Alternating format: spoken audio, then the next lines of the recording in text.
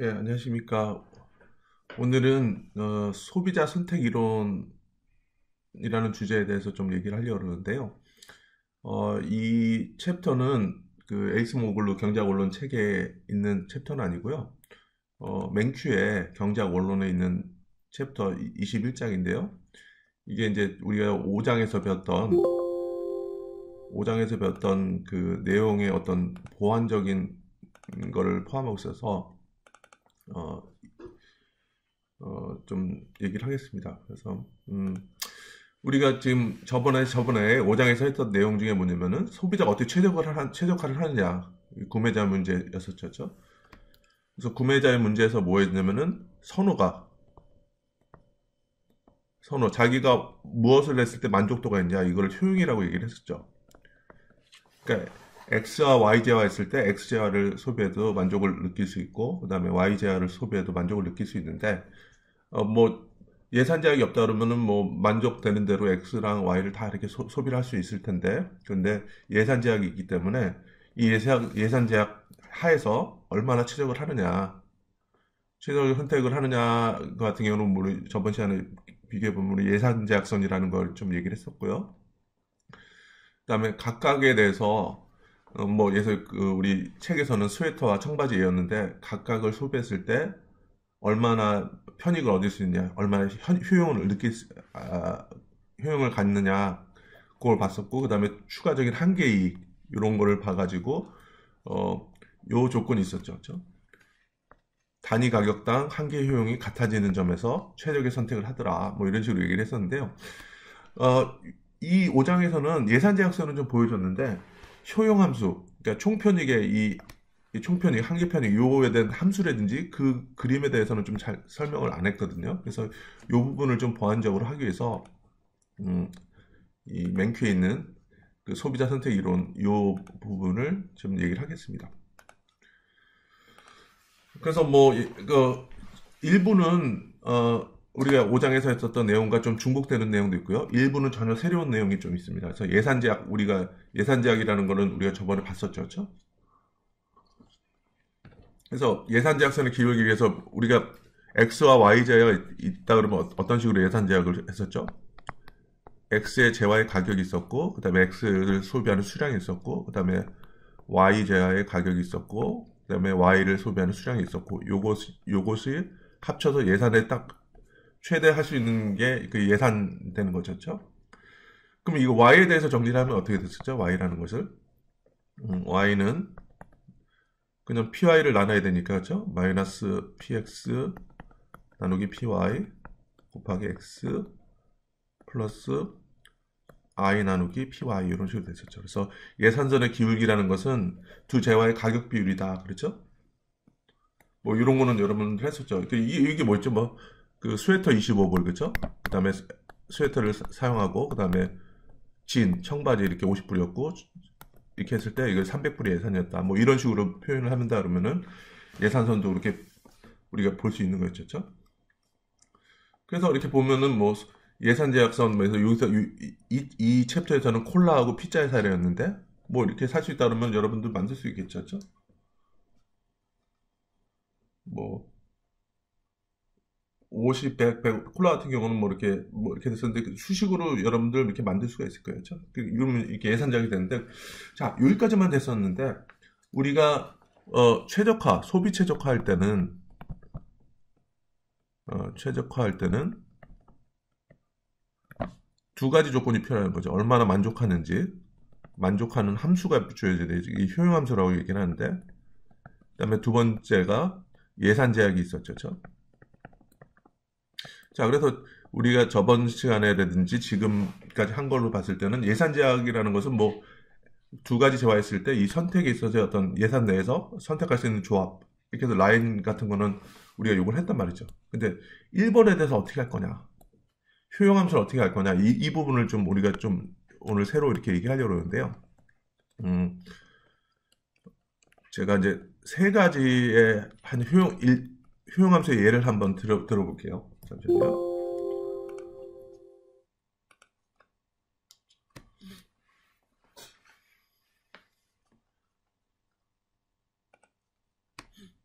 효용 함수를 이렇게 한번 세 가지로 한번 해볼게요.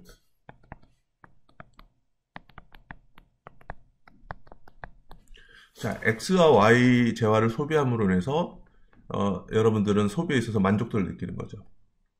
자, 왜 X가 위에 2분의 1승이 있고 Y에 2분의 1승이 있어요? 이렇게 쉽게 생각하면은 그냥 Y가 없다고 생각해 보세요. 그러면 그러니까 U라는 것은 그냥 X의 2분의 1승 되겠죠?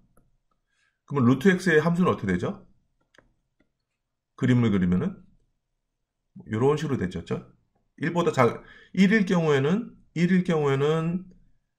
이게 X의 1승이면은 이게 직선으로 되고, 그렇죠? X의 2분의 1승이면은 이런 식으로 좀 증가하는데 증가 속도가 줄어드는 거고, 1보다 커지면 어떻게 되죠?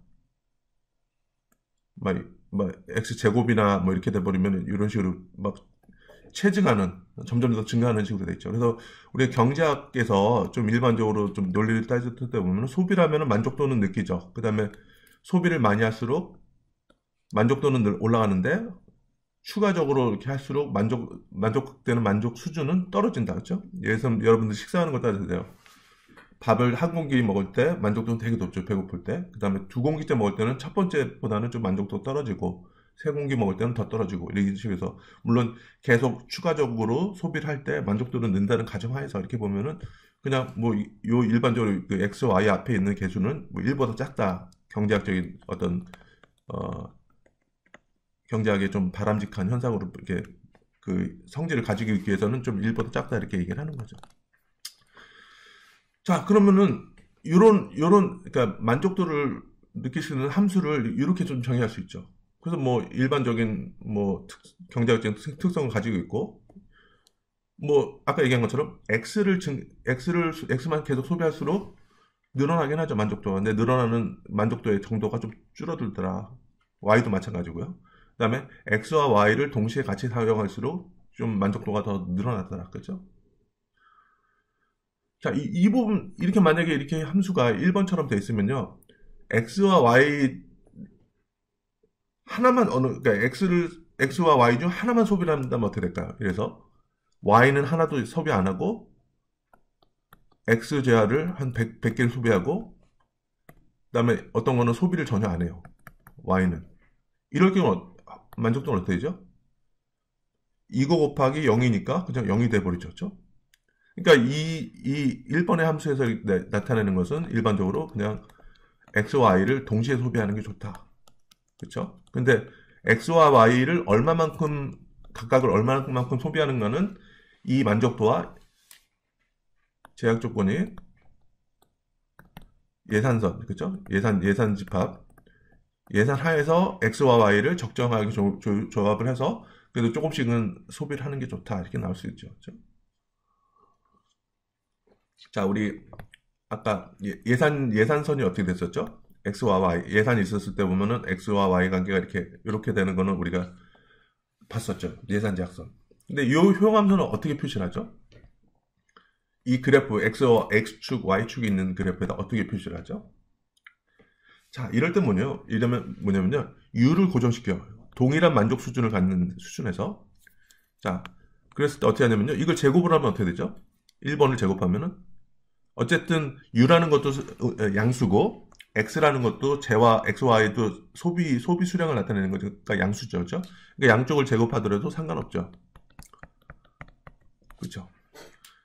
자, 그래서 U라는 것은 동일한 수준의 만족도를 가지는 수준에서 Y에 대해서 정리를 하는 거죠.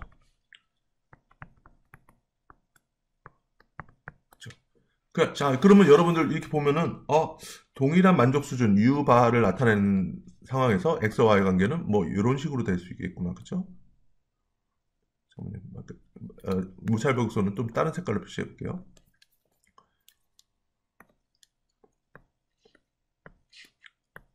뭐 이런 식으로 표시가 될 수 있겠구나. 그렇죠?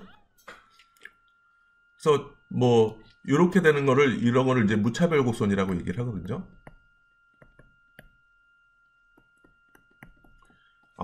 그러니까 저번 시간에 우리가 그러니까 에이스모글러 책에서 얘기했었을 때는 그냥 예산 제약이 있었고, 그 다음에 각 소비를 진과 소요토를 소비했을 때 추가할수록 총 편익이 얼마나 늘어나고 한계 편익이 얼마나 늘어나더라 이렇게 표로만 좀 얘기를 했었는데요.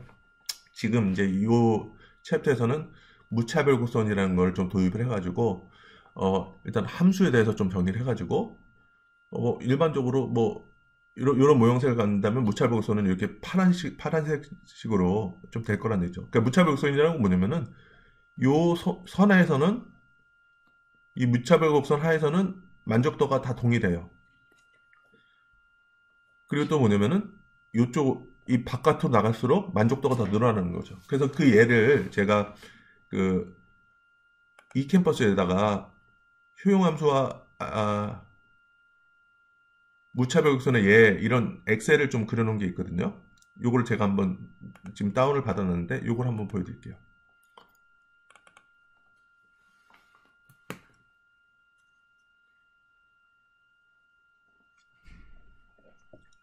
자, 제가 이렇게 보여드린 것처럼 무차별 함수를 이렇게 좀 맨 왼쪽에 있는 거 요 부분을 좀 보여드릴게요. 그래서 효용함수 유틸리티, 영어의 유틸리티 약자인데 x 소배도 만족을 느끼고 y 소배도 만족을 느낀다. 그런데 요 앞에 있는 x에 있는 지수가 2분의 1승, 그래서 루트 x 곱하기 루트 y 이런 식으로 된 거죠. 그렇죠? 그래서 요거를 y에 대해서 정리를 하는 거죠. 왜냐면 이렇게 된 것처럼 예산선 같은 경우도 잠시만요. 예산선 같은 경우도 이렇게 x와 y 관계로 예산선이 이렇게 돼 있는데 그럼 이 무차별 곡선도 x와 y 관계를 좀 만들어서 그래프상으로 어떻게 최적화를 하는지 좀 보여드리려고 그러거든요. 그래서 이걸 x에 대해서 정리를 어떻게 했었죠? 우리가 제곱을 했었죠. 양변을 제곱하면은 u의 제곱은 x 곱하기 y 이렇게 돼 있고, 그렇죠? 그러니까 지금 한 것처럼 u라는 것이 x의 2분의 1승, y의 2분의 1승이었으니까 제곱하면은 u 제곱은 x 곱하기 y더라. 그래서 다시 하면은 y는 x분의 1 곱하기 u의 제곱이다. 이렇게 됐었죠.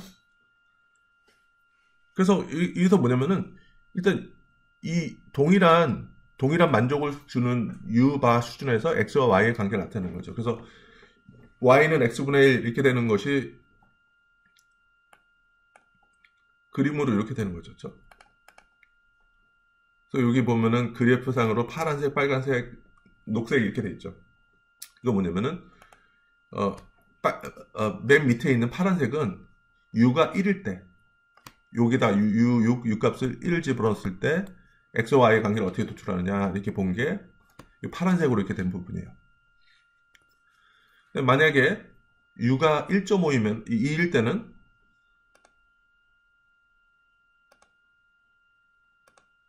뭐 이렇게 좀 값이 이게 이 u라는 값을 좀 키울수록 어떻게 되느냐? 그래프가 좀 이쪽으로 가더라. 그래프가. 그렇죠? 그래서 무차별 곡선이라는 어원이 어떻게 나왔냐면은 이 만족도가 동일한 수준에서, 그렇죠? 만족도가 동일한 수준에서 x와 y의 관계를 나타내는 것이 무차별 곡선이 되는 거죠. 자, 그래서 그러면은 좀 저번 시간에는 없었던 건데 우리 예산선이라는 것은 저번 시간에도 그렇고 오늘도 이렇게 봤어요. 예산에서 소비할 수 있는 x와 y 조합 이렇게 되어 있고요. 그다음에 지금 이제 효용함수를 정했을 때 무차별 함수를 하면은 관계가 이렇게 좀 대출되는데, 자, 그러면은 우리가 이제 그래프상으로 봤을 때 그럼 최적의 소비는 어떻게 할 수 있느냐? 자, 한번 볼게요. 다시 한번 제가 자세히 한번 그려볼게요.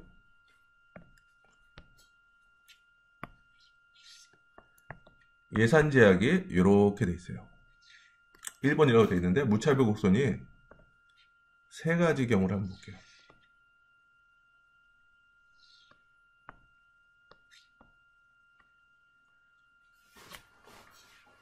자, 무차별 곡선은 1번, 2번, 3번이라고 하는 거죠. 자, 1번 같은 경우는 1번에서는 뭐냐면은 이 무차별 곡선이 파란색 무차별 곡선이 이 예산제약, 그죠? 요거는 예산제약선이라 그랬죠? 예산선 또는 예산제약선 이렇게 해놓고 이런 거는 무차별 곡선을 나타낸다 그랬죠?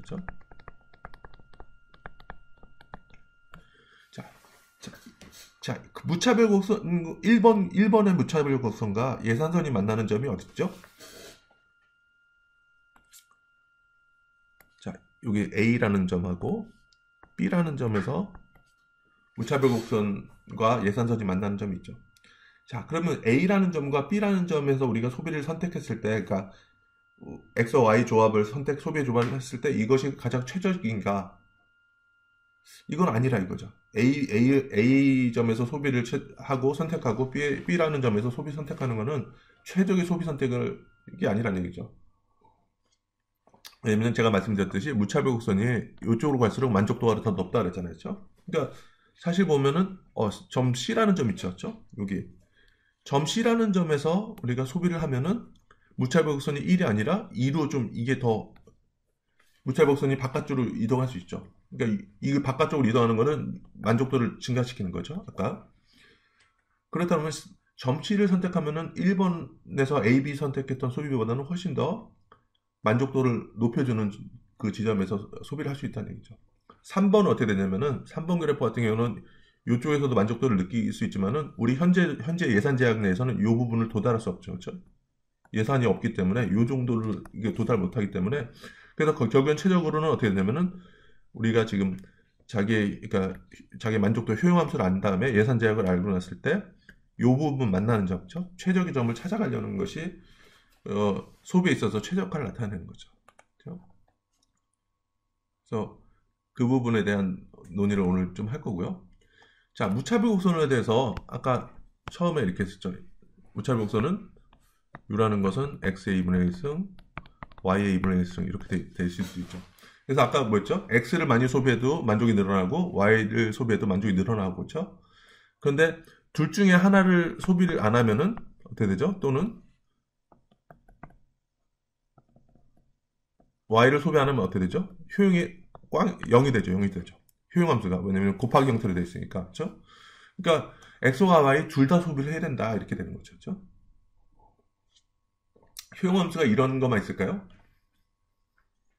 그러니까 이 1번의 효용함수는 X와 Y가 둘 다 필요하다. 그렇죠? 근데 최적은 나중에 그 효용함수와 그 예산 제약과 그러니까 일치되는 접하는 지점. 그렇죠? 그 부분에서 최적화를 시킨다. 이렇게 얘기를 하는 거고요. 이런 식으로도 할 수 있죠. 그래서 효용함수는 그냥 x 플러스 y 이런 식으로 되어 있어요. 이건 어떻게 되죠? x를 소비해도 만족은 늘어나죠. 그냥 u는 x 플러스 y니까. 그 다음에 y를 소비해도 만족은 늘어나죠. 그렇죠? 근데 이 둘 중에 아무것도 안 써도 그냥 y만 쭉 늘려도 만족은 늘어나죠. x 안 쓰더라도. 그렇죠? 이런 거를 뭐라 하냐면 완전 대체제라고 얘기하는 거죠. 그래서 그림상으로 한번 볼게요. 그림상으로 그 예산 제약을 한번 보면은 우리가 x라고 y가 있었고요. 예산 제약을 이렇게 한번 볼게요. 이거는 예산 제약. 이거 뭐니까 px 곱하기 x 플러스 py 곱하기 y는 전체 예산 인컴이다 이렇게 되는 거고요. 근데 이 효용함수는 이거 어떻게 표현하죠? y에 대해서 정리하면은 이거는 y는 그냥 간단하게 마이너스 x 플러스 u다 이렇게 나오죠. 그렇죠? 그러니까 동일한 수준의 만족도를 나타낼 수 있는 하에서 x와 y는 음수관계가 있다. 그래서 이게 좀 재밌는 게 이 효용함수는 이렇게도 될 수 있어요. 이렇게도. 이렇게 모양새로 될 수도 있고 기울기가 그러니까 x, y 앞에 계속 어떤 애에 따라서 이렇게도 될 수 있고 이렇게도 될 수 있죠. 그러니까 이게 어느 쪽에 더 가파르냐 완만하냐 이거에 따라서죠. 그래서 1번처럼 만약에 이건 2번이고 1번처럼 돼서 최적 소비가 어떻게 될까요? 1번처럼 돼 있다 그러면은 1번처럼 돼 있다 그러면은 이게 바깥으로 갈수록 만족도가 늘어난다 그랬죠. 그럼 결국에 보면은 이렇게 쭉 가다가 어느 시점에서 극대가 될까요? 요 시점에서 그래서 A라는 점에서 극대화가 될 수 있는 거죠. 그렇죠? 만족도가 그렇죠? 그러니까 이렇게 완전 대체될 경우는 그냥 한쪽만 소비라는 것이 극대화를 시킬 수 있죠. 근데 어느 점을 선택하느냐 보면은 그 효용함수의 기울기에 따라서 달라지는 거죠. 근데 만약에 여기 2번처럼 2번으로 되어 있는 2번으로 되어 있는 것처럼 이거 그 효용함수의 기울기가 이렇게 됐으면 어디서 최적화될까요? 아까 얘기했지만 무차별 곡선은 이 바깥으로 나갈수록 만족도가 늘어나는 거죠. 이럴 경우에는 결국 이렇게 쭉 가다가 요 끝에, 그죠?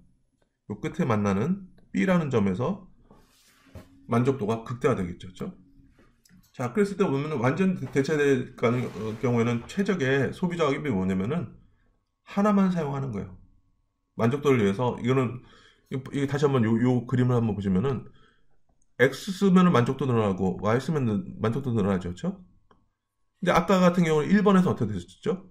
적어도 X와 Y는 하나 이상 써야지 그래도 곱하기 형태로 되어 있으니까 만족도를 넣으니까 X, Y는 최소 한 개 이상씩은 쓰는 게 좀 최적화가 되는데 이 2번처럼 이렇게 효용함수가 X 플러스 Y 이렇게 됐을 때 독립적으로 됐을 경우는 X를 안 쓰더라도 Y만 쓰더라도 만족도 늘릴 수 있죠. 그렇죠? 반대의 경우도 마찬가지고 이럴 경우에는 이 예산선과 그러니까 이 효용함수가 직선이 돼버려서 예산선의 직선 이렇게 되니까 이 최적조합 같은 경우 좀 찾다 보면은 기울기에 따라서 기울기가 어떻게 되느냐에 따라서 뭐 Y만 다 쓰게 되거나 X만 다 소비하는 것이 최적의 점인 경우도 나타나죠. 이거는 완전 대치제일 경우는 이렇게 되고요. 세 번째, 극단적으로 완전 보완제에 대해서 한번 볼게요. 효용함수가 어떻게 되는지. 완전 보완제 같은 경우는요, 이런 거죠. 효용함수가 예를 들어서 이렇게 돼 있어요.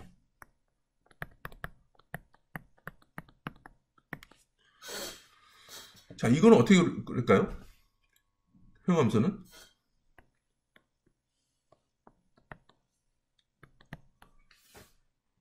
자, x가 1이고 y는 1이면 얼마죠? 최소값이? x가 1이고 y가 1이면 얼마죠?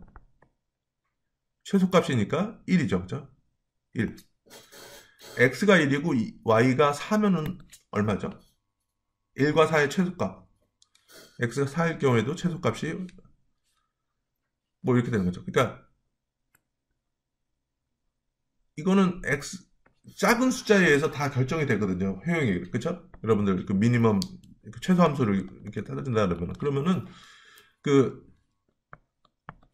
효용 함수라는 것도 이런 식으로 좀 표현이 되죠. 잘 보세요. x가 아무리 많이 있더라도 x가 아무리 많이 있더라도 그러니까 그래서 이거 1 기준이라고 따졌을 때 y가 1 있고 x가 10개 있더라도 만족도는 1밖에 못 느끼는 거죠. 그렇죠? 반대로 x가 1이 있었을 때 y가 아무리 뭐 100개 있더라도 만족도는 이렇게 썼다면 이거는 값은 1이잖아요. 그렇죠? 1의 만족도밖에 못 느끼는 거죠. 이런 예가 뭐가 있을까요? 이런 형태의 만족 함수를 가질 수 있는 거. 그래서 짝으로 필요한 거, 짝으로. 신발에서 한 켤레, 그래서 왼쪽에 하나, 오른쪽에 하나, 이렇게 있으면은 딱 만족도가 느껴지죠. 그죠? 근데 신발이 왼쪽이 하나가 있고, 오른쪽이 5개 있다. 그러면은 사실은 왼쪽 하나 있는 거에 의해서 만족도를 느끼지, 나머지는 다른 쪽이 없기 때문에 만족도를 못 느끼는 거죠. 그죠? 자, 그러면 완전 보완제 같은 경우는 이렇게 미니멈, 그래서 이거는 레온티에프 함수라고 좀 나중에 얘기를 하는데, 레온티에프 함수라고 얘기를 하는데, 이렇게 된 거는 이 효용 함수가 이렇게 돼 있어요. 자, 그러면은 우리 최적화 이런 경우 최적화를 어떻게 하죠, 우리가? 다시 한번 예산선은 어떻게든 주어져 있겠죠, 이렇게 우리 본 것처럼 예산선은 이렇게 주어져 있고 효용 함수가 이런 식으로 돼 있었죠. 뭐 이런 식으로 되겠죠, 그래서 효용 함수는 어떻게 된다 그랬죠? 밖으로 나갈수록 만족도가 높아지는 거죠, 그렇죠? 그러면은 이랬을 때 어디서 최적화를 시킬 수 있느냐? 뭐 쭉 다가 보면은 물론 이제 이게 꺾어진 같은 경우는 미분 같은 건 안 되지만은 그러니까 이런 데 보면은 이 점 있잖아요. 이렇게 y와 x의 페어가 같아지는 이 점 있잖아요. 이 점과 예산선이 만나는 점. 뭐 이런 데서 최적화할 수 있겠죠. 그렇죠?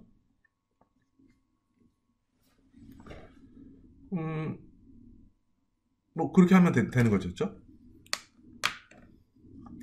그래서 다시 한번 지금 이제 그 우리가 하려는 그래서 지금 이번 장에 하려는 것이 뭐냐면은 지금까지는 이전까지는 예산선만 주어지고 그 다음에 만족도가 어떻게 되느냐 이거는 총편이 이렇게 테이블로 주어지기로 했었는데 이런 거는 좀 약간 무차별 곡선이라는 걸 도입해 가지고 이거를 좀 같이 한번 비교를 해보자 이런 취지로 이번 장을 우리가 얘기를 하겠습니다. 그래서 소비자 선호라는 것은 이제 요거는 이제 원래는 어디서 나오는 거죠? 소비자 선호는 효용함수, 그렇죠? 그래서 아까 예를 들었을 때 이거는 하나의 예죠. 무차별 곡선의 효용함수의 예는 x에도 할 때도 만족을 느끼고 y에 할 때도 만족을 느끼더라. 이거를 근데 y에 대해서 정리를 하면 어떻게 되죠? y는 그냥 양변을 제곱해서 x를 넘겼다고 생각하면은 이렇게 되죠. 그렇죠? 자, 그랬을 때 보면은 x와 y의 관계를 이런 식으로 나타내는데 그냥 이걸 u를 고정시켜요. 동일한 만족도를 내주는 기준에서 x와 y의 관계. 그러면은 이런 거는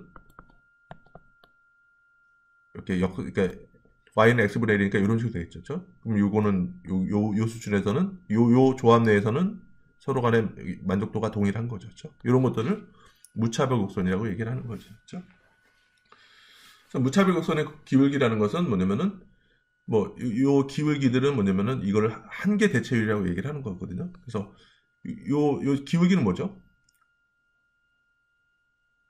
x를 추가적으로 얻었을 때 느끼는 만족이 있죠. 그렇죠? x를 추가적으로 느꼈을 때, x를 추가적으로 얻으려고 할 때 포기해야 되는 y의 어떤 만족도, 그렇죠?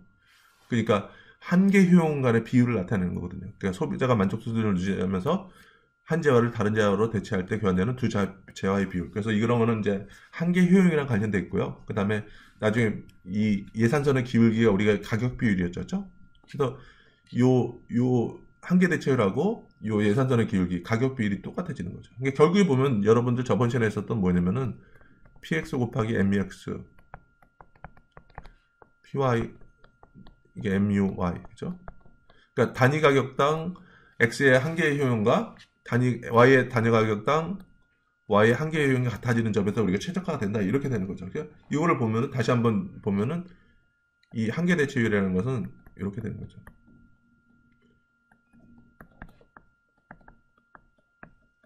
다시 한번 느끼면 이 x와 y제외 그러니까 x를 한다 그러면은 추가적으로 그러니까 이 y 기준으로 하면은 y를 추가적으로 얻는다면 느끼는 한계 효용과 x를 그럼 포기하게 되는 x의 한계 효용 그죠? 이 비율 이것이 이 가격 비율과 같다 이렇게 좀 얘기되는 거죠.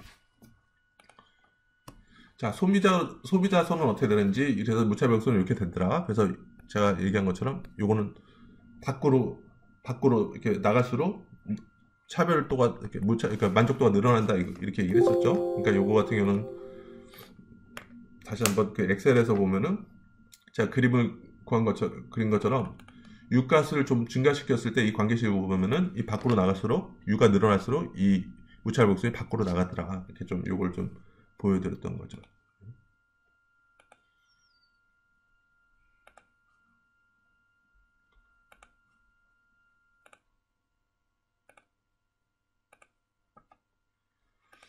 그래서 무차별 곡선의 네 가지 선호다. 그래서 첫 번째로는 높은 무차별 곡선이 낮은 무차별 곡선보다 선호된다. 그렇죠? 밖으로 나갈수록 더 만족도가 늘어난다. 그 다음에 무차별 곡선은 우호 하향한다. 그렇죠? 아까 이렇게 이런 식으로 됐었죠.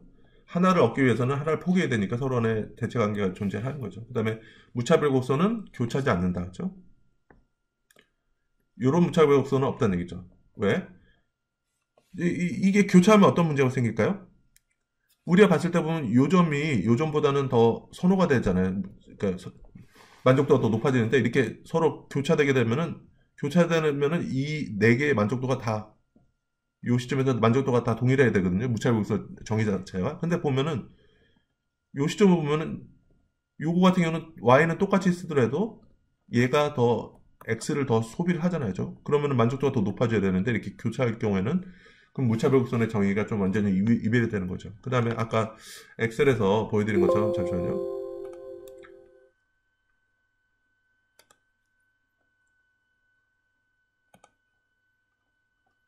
이건 잘못됐네요. 잠시만요.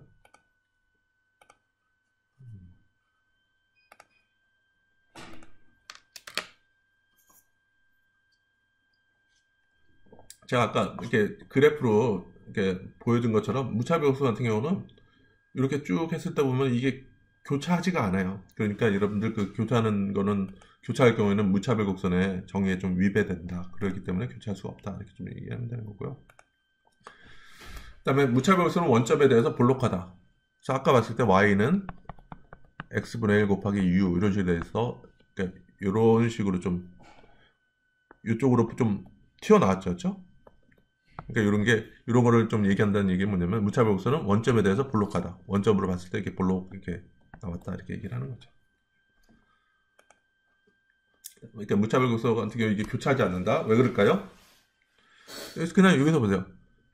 요 C점하고 이게 무차별 곡선은 어떻게 되죠? 요 A 이렇게 해당되는 이게 만약에 이게 무차별 곡선이면은 요 빨간 선상에서는 다 만족도가 동일한 거죠, 그렇죠?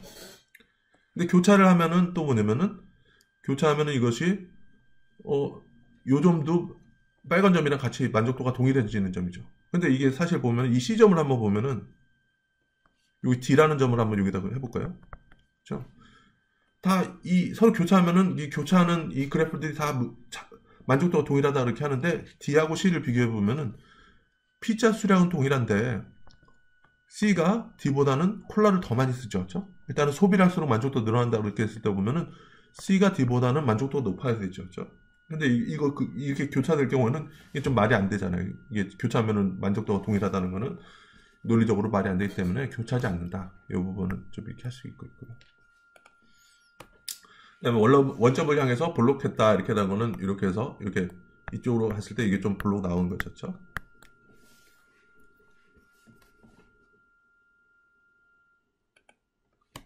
자, 무차별 곡선의 두 가지 극단적인 예, 제가 아까 얘기를 했었죠. 완전 대체제 같은 경우. 그래서 무차별 곡선의 직선제와 어떤 예였죠? x 플러스 y. 그죠?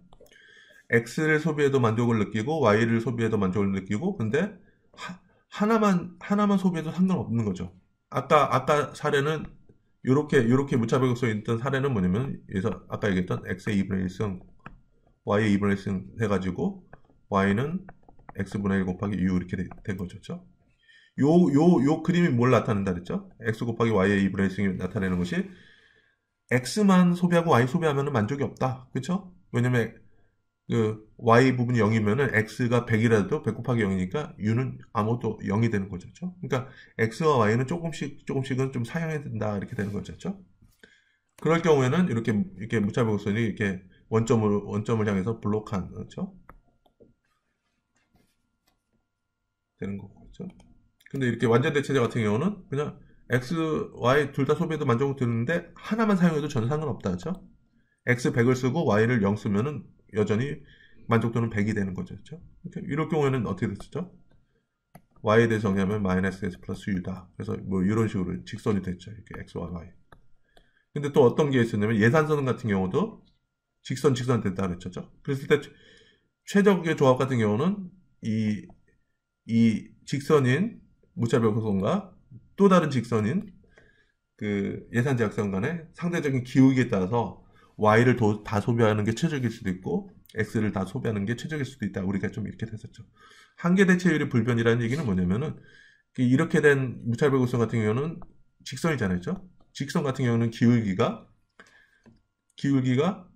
항상 일정하죠. 그렇죠? 근데 요런 앞에 있는 요런 그 무차별 곡선은 어떻게 되죠? 기울기가 요 시점이냐, 요 시점에 따라서 기울기가 시점에 따라서 다 달라지죠. 그렇죠? 완전 부한제는 어떤 거라 그랬죠? 아까 요런 예를 레온티우스 함수처럼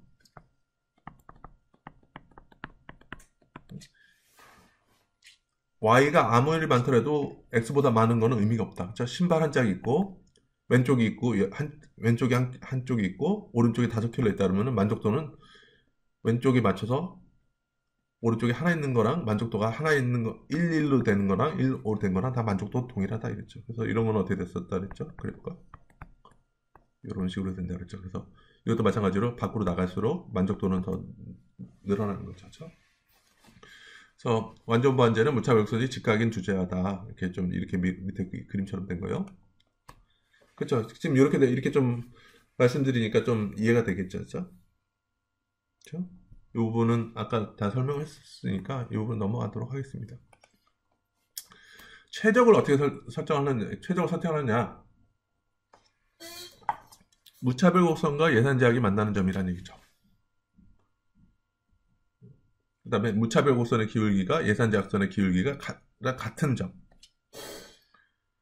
한계 대체율이 상대 가격과 같은 점. 요거는 전 시간에, 그 다음에 제가 수업 시간에 얘기를 했었죠. 우리 보조 자료에 보면 경제 수학 노트 중에서 그 라그랑지 함수 부분 있잖아요. 그렇죠? 그랬을 때 그 부분에서 또 보여줬었지만은 에이스모글로 책에서는 이렇게 됐죠. MUX를 가격, 단위당 가격 이렇게 나눈 거랑 MUY, PY 요 단위당 가격이 단위당 한계 효용이 같아지는 지점에서 최적화가 되더라. 요거는 여기서 한계 대체율은 상대 가격이라는 것은 그냥 이렇게 나온 거죠. MUX 나누기 MUY. 그러니까 MU가 뭐라고 했죠? 마지널 유틸리티 한계 효용, 그쵸?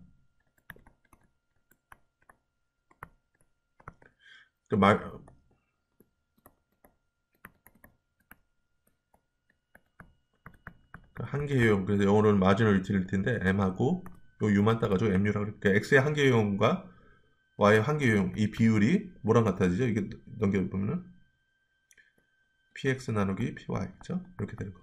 그러니까 요것이 한계 대체율, marginal rate of substitution이라고 하거든요. 그러니까 marginal rate of substitution 대체, 그쵸? 요것은 뭐였죠? 상대 가격 비율. 요것이 같아진다. 요것이 이제 한계 대체율이 상대 가격과 같다. 이렇게 좀 표시를 한 거였거든요. 자, 이것도 한번 보세요. 그러니까 일반적인 무차별 곡선을 한번 보여드리면은, 아까 다시 할 때, 요거는 예산 제약이라고 한번 볼게요. 예산 제약. 그 다음에 요것이 무차별 곡선이었죠. 그림 잘못 그렸는데, 잠깐만요. 서로 겹치지 않게 무차별 곡선을 다시 그려보면은, 이렇게 되어 있을 거죠. 자, 그러면은 아까 봤을 때 요거는 예산 제약선, 직선으로 된 거는 예산 제약선이고, 요렇게 곡선으로 된 거는 무차별 곡선이죠. 그 다음에 밖으로 나갈수록 효용이 늘어난다 그랬죠. 그렇죠? 자, 그러면은 그러니까 예산 제약선과 무차별 곡선이 만나는 점은 여기서 그림으로 봤을 때 한 세 군데 있죠. 그렇죠? 여기 1번. 그러니까 그냥 1번이라고 할게요. 1번 있고, 여기도 2번이라는 데가 있고, 그죠? 그다음에 여기 3번 있죠, 그죠? 자, 어디가 최적이라는 얘기죠? 그러니까 아까 설명했듯이 1번과 2번도 우리가 소비조합은 선택할 수 있죠, 그죠? 왜냐면 예산제약선이 이렇게 직선으로 되어 있으니까, 그죠? 이렇게 되어 있으니까 이 조합 내에서는 우리가 다 선택을 할 수 있죠. 그래서 이 조합이 만나는 점이 1번하고 2번도 포함이 되어 있죠, 그죠? 근데 이 부분은 최적이 아니라고 얘기를 하는 거예요. 근데 수학적으로 따져보면은, 수학적으로 따지면 이 예산선의 기울기하고 무차별곡선의 기울기가 다르죠. 기울기가 같은 건 어떻게 되죠? 만약에 이렇게 됐다 그래서 그러니까 이렇게 직선이 있다 그러면은 요 기울기가 같으려면은 요 직선이랑 기울기가 같아지게끔 이렇게 해서 이렇게 만나는 한 점이 될 수 있죠. 그렇죠? 마찬가지로 요 1번, 2번 같은 경우는 요 시점에서 그 무차별곡선의 기울기는 이렇게 됐죠. 그렇죠? 거의 수직으로 돼 있죠. 근데 예산선의 기울기는 약간 떨어지게 돼 있으니까 기울기가 다르죠. 마찬가지로 요 2번이라는 점도 보면은 이 만나는 점에서 그 무차별곡선의 기울기는 이렇게 완만하게 돼 있죠. 근데 예산선의 기울기는 이렇게 됐으니까 기울기가 다르죠. 그렇죠? 요것이 기울기가 다르기 때문에 최적이 아니죠. 근데 3번으로 보면 요 무차별곡선이랑 만나는 일치되는 점은 요 시점에서 기울기가 같거든요. 요 한 점에서는. 그래서 이 3번이 최적이 되더라고요. 왜냐면은 1번, 2번보다는 3번에서 이렇게 만나는 부분이 무차별 곡선이 더 바깥쪽으로 있죠. 그러니까 이 3번이라는 것이 1번, 2번보다는 더 높은 만족도를 가져다 주는 점이기 때문에 3번이 최적이다 얘기를 하는 거죠. 그렇죠? 그래서 제가 지금 얘기했던 거랑 비슷한 거죠. 예산제약선이 빨간색으로 이렇게 돼 있으니까 여기서도 소비를 할 수 있고, 그죠? 여기서도 소비를 할 수 있고, 그죠? 그 다음에 최적점이라고 된 그러니까 요거는 그냥 여기다 1번이라 놓을까, 여기? 1번, 요 부분을 2번, 요 부분을 3번. 그렇다면은, 일단 주어진 예산 내에서 1번과 2번도 소비할 수 있죠. B는 어떻게 될까요? B는. B도 우리가 선택을 할 수 있을까요? B도 선택은 할 수 있죠. 왜냐면 얘에서 10,000원을 가지고 있는데, 10,000원을 가지고 있는데, 뭐 콜라 가격, 콜라랑 피자랑 예를 들어서 뭐, 1,000원씩 한다 그랬을 때, 그죠? 요거 같은 경우는 뭐 이렇게 해서 1,000원씩 해서 이렇게 쭉 서로 다 써가지고 이렇게 할 수 있는 점이 예산선이 되는 거고, B라는 점은 어떻게 될까요? 다 안 쓰고, 그죠? 다 안 쓰고 좀 돈 남겼을 때 선택할 수 있는 점이 B 정도 되겠죠. 그죠? 근데 뭐냐면은, 우리가 요새 얘기했던 거는 뭐냐면은, 그 예산을 그러니까 소비를 할수록 만족도는 늘어나는 거죠. 그렇다면 예산을 다 쓰는 것이 만족도를 최대화시키는 거잖아요. 그렇죠? 그러니까 요 예산은 최대한 이 예산을 다 써서 예산 조합 내에서 소비를 하되 최적점이라는 것은 이 무차별 곡선과 만나는 점, 그렇죠? 또는 만족도를 효용을 극대화시킬 수 있는 점. 그게 뭐냐면은 이 예산선과 무차별 곡선이 접하는 점. 여기가 최적이 되는 거죠. A는 어떻게 있는다 그랬죠? 다시 한번 점 A 같은 경우는 이거는 우리가 도달할 수 없는 점이죠. 왜냐면 주어진 예산이 요거밖에 없는데, 그렇죠? 빨간색으로 이렇게 요거밖에 없는데 이 부분을 선택한다는 거는 거의 불가능하죠. 이렇게 이 정도 예산이 있다면 가능하겠지만은 현재 주어진 예산으로서는 우리가 이룰 수 없는 거죠. 그렇죠? 자, 그러면은 지금부터는 이제 요 부분도 좀 얘기를 하려고 그래요. 그 소득 효과 어떻게 되는지. 여러분들 저번 시간에 우리 배웠었죠. 정상제, 그쵸? 열등제 이런 것도 배웠었죠. 그쵸? 정상제는 뭐였죠? 소득이 증가할 때 수요량이 늘어나더라. 정상제도 두 가지 있다 그랬죠? 뭐죠? 필수제, 사치제. 여러분들 기억나요? 탄력도가, 그쵸? 필수제 같은 경우는 소득이 늘어났을 때, 1% 늘어났을 때 수요가, 그죠? 늘어나는 정도가 이것이 1보다 작을 때, 그죠? 그러니까 소득이 1% 증가했을 때 수요는 1%보다는 작게 증가하는 경우, 이럴 때는 필수제라고. 사치제는 어떻게 됐었죠?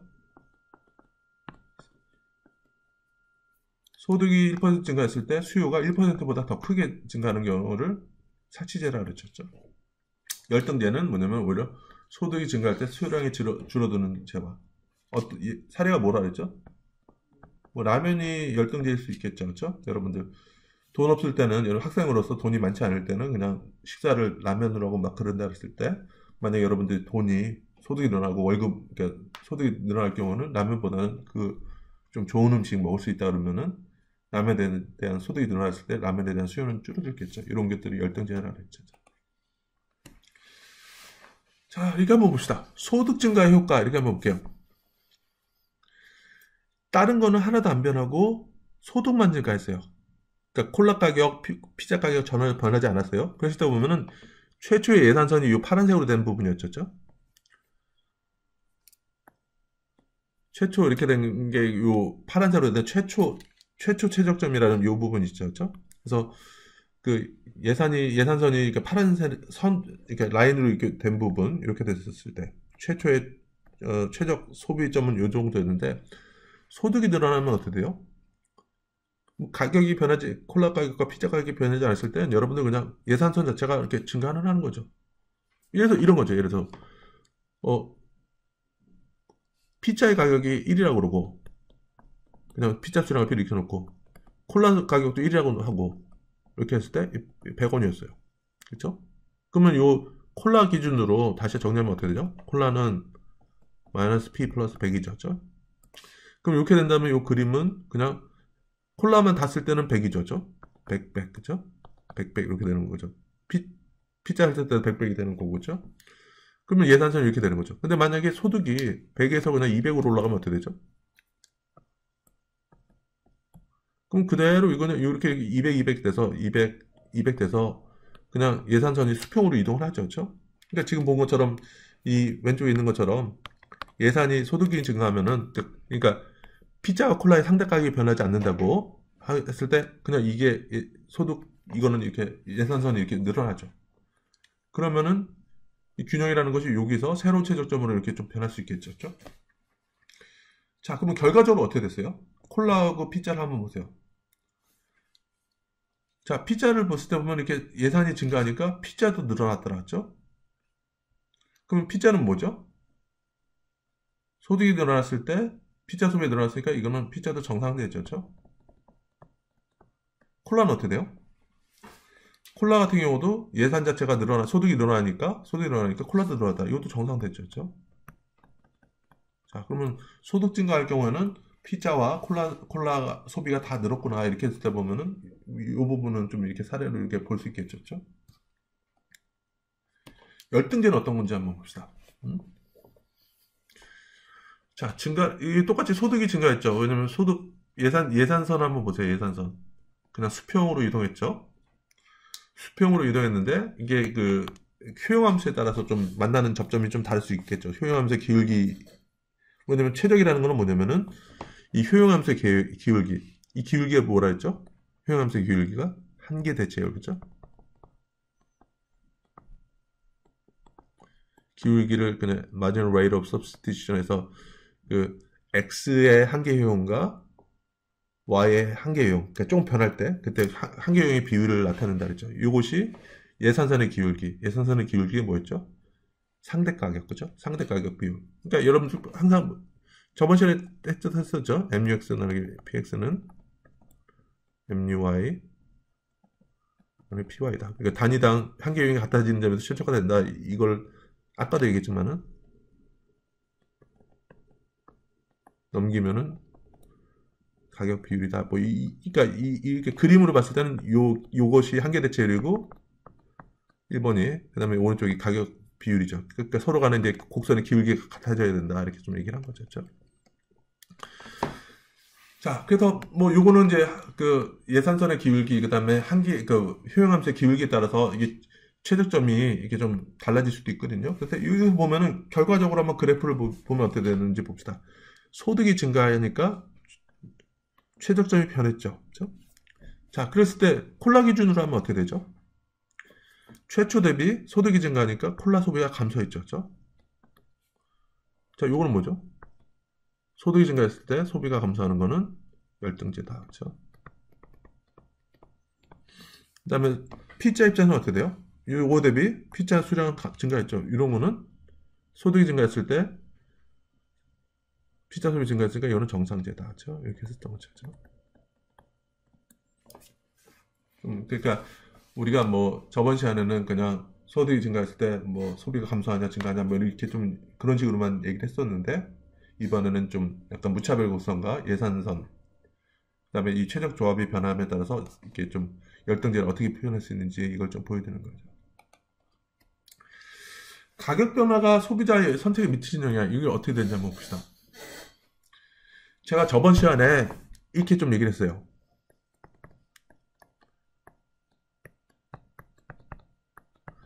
자, X라는 재화가 있는데 X의 가격이 올라가면은 X에 대한 수요는 어떻게 된다 그랬죠? 당연히 그래서 아이폰의 가격이 올라가면은 아이폰에 대한 수요는 줄어들죠. 그러니까 자체 제품 가격에 상승이 있으면은 자체 제품에 대한 수요는 줄어들죠. 이게 일반적인 거죠. 그렇죠? 근데 지금 오늘 얘기할 거는 자체 가격이 올랐는데 자체 수요가 오히려 올라가는 특이한 케이스에 대해서 좀 얘기를 할 거예요. 이거는 기펜제라고 얘기를 할 거거든요. 기펜제. 근데 요거 기펜제에 대해 설명하기 위해서는 그냥 그러니까 X가 올랐을 때 X의 수요가 어떻게 되냐 요것뿐만 아니라 이걸 가격 효과라고 얘기를 하거든요. 가격 효과. 근데 이 기펜제라는 것은 가격 효과뿐만 아니라 소득 효과까지 좀 같이 고려를 해가지고 좀 종합적으로 했을 때 어떤 X의 가격이 상승했을 때 X에 대한 소유가 오히려 늘어나는 식으로 이렇게 되는 걸 좀 얘기를 하려고 해요. 그래서 이거는 일단 먼저 그러니까 지금까지는 소득이 그냥 증가하고 가격은 변하지 않을 때 어떻게 되느냐. 지금 이제 가격이 변화되면 어떻게 되느냐. 이걸 좀 얘기를 할게요. 요 같은 경우는 소득 효과와 대체 효과로 나눠볼 수 있다. 이 얘기 나오는데요. 이게 무슨 얘기인지는 다음 그림을 보면서 좀 설명하겠습니다. 자, 이거 한번 보세요. 자, 파란색 여기 이렇게 요 부분 있죠? 이게 최초 최저점이라고 하죠. 그러니까 파란색이 원래 초기 균형이에요. 자, 그런데 어떤 일이 발생을 했죠? 예산선이 좀 바뀌었죠. 자, 보세요. 예산선만 봤을 때 보면은 피자 수량은 그냥 가만히 있죠. 그렇죠? 근데 콜라 수량이 이쪽에 늘어났죠. 그렇죠? 500에서 100으로 1000으로 증가했죠. 이건 어떤 경우로 가능할까요?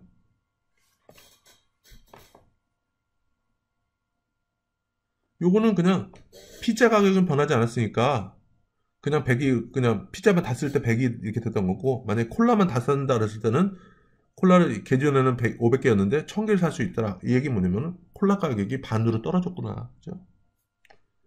콜라 가격이 반으로 하락했구나. 그죠? 자, 그러면은 요 최초 최저점을 제가 1이라고 표시를 할게요. 1이라고. 잠깐만요. 이걸 좀 키워서 좀 얘기해 볼게요.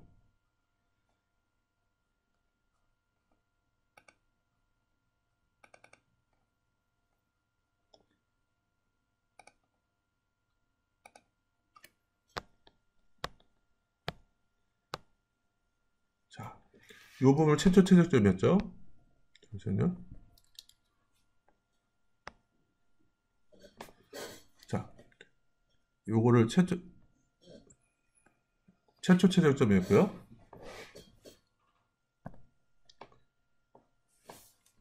요걸 1이라고 할게요. 자, 새로운 최저점이 이렇게 2로 발생한 거죠. 그렇죠? 어떤 일로 발생해서? 콜라 가격이 하락한 거죠. 그렇죠? 다시 한번 피자 수량은 뭐냐면, 그러니까 예산이 변하지 않은 상태에서 피자 수량은 전혀 변하지 않으니까, 그러니까 여러분들이 현재 가격으로 살 수 있는 피자 수량이 변하지 않았다는 얘기는 가격이 변하지 않은 거죠. 피자 가격이. 그런데 콜라만 다 산다 그랬을 때 콜라를 기존에는 500개 살 수 있었는데 1000개까지 샀다는 얘기는 콜라 가격이 반으로 떨어진 거죠. 그렇죠? 그래서 예산선이 이렇게 좀 빨간색으로 변화를 해가지고 새로운 최저점이 2라는 데 생긴 거죠. 그렇죠? 자, 그럼 이거를 어떻게, 그래서 1에서 2로 하니까 결과적으로 어떻게 됐어요? 콜라는 더 쓰게 되고 피자는 감소했죠. 그렇죠? 그렇죠? 근데 요걸 좀 잘라서 한번 보자는 얘기죠. 첫 번째 뭐냐면은 이거를 그 가격 변했을 때 효과를 소득 효과와 가격 효과를 두 개 나눌 수가 있어요. 어떤 기준이냐면은 잘 들으세요. 새롭게 변한 예산선 기준으로 요가 수평이 되는 점을 여기다 한번 그려보세요.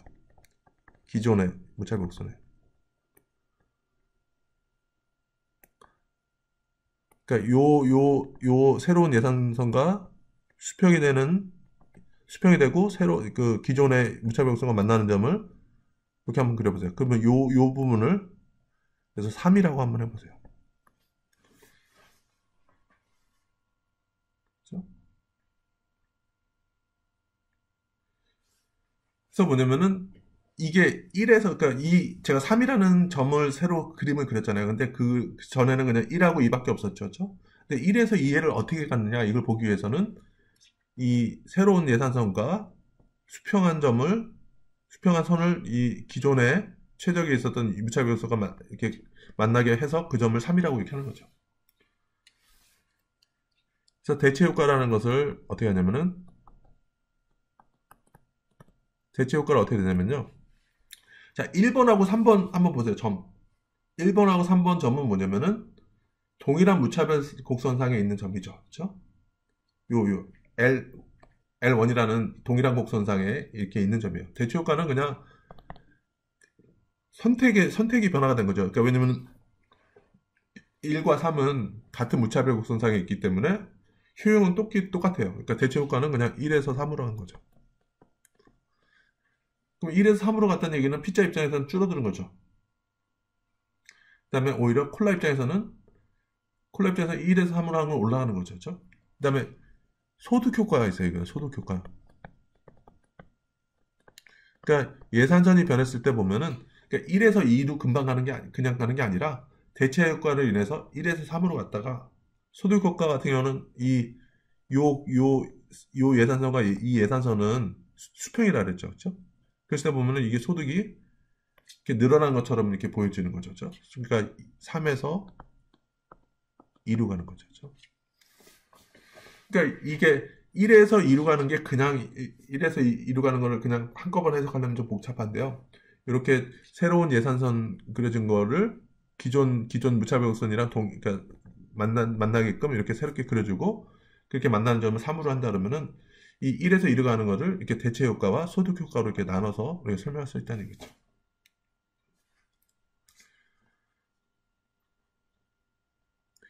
그 대체 효과는 뭘까요? 그냥 가격이 싸지니까, 가격이, 그러니까 콜라 입장에서 볼게요. 콜라 입장에서 보면은 대체 효과는 뭐냐면은 콜라 가격이 떨어지니까 콜라의 수요가 늘어났어요. 그렇죠? 그러니까 이게 여기서 요만큼 이렇게 늘어난 거를 설명하죠. 그렇죠?